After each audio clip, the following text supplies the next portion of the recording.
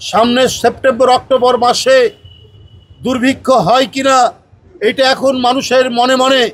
দুর্ভিক্ষের আলামত যদি আমরা দেখতে পাই, শুনতে পাই, তাহলে তো জনগণ আমাদের ছেড়ে দিবে না। আজকে প্রায় অসংখ্য গার্মেন্টস বন্ধ হয়ে যাচ্ছে, মানুষ কর্মহীন হচ্ছে।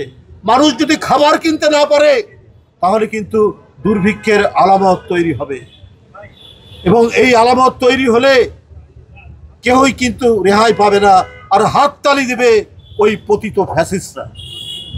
তো এই কারণে এই জিনিসগুলোও দেখুন, কেন আমরা বারবার বলেছি দলের পক্ষ থেকে যে দোসররা ব্যাংকের হাজার কোটি টাকা মেরে বিদেশে পাচার করেছে, আর নামমাত্র কিছু প্রতিষ্ঠান, এই প্রতিষ্ঠান সরকার ইচ্ছা করলে সেখানে প্রশাসক নিয়োগ করে সেই প্রতিষ্ঠানগুলো চালাতে পারে। গার্মেন্টসগুলো যাতে বন্ধ না হয়, সেই গার্মেন্টসগুলো আপনারা সরকার এটাকে টেক ওভার করতে পারেন না।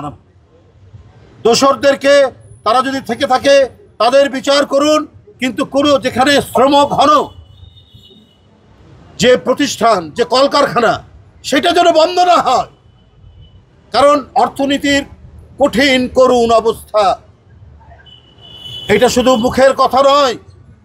সামনে সেপ্টেম্বর অক্টোবর মাসে দুর্ভিক্ষ হয় কিনা এটা এখন মানুষের মনে মনে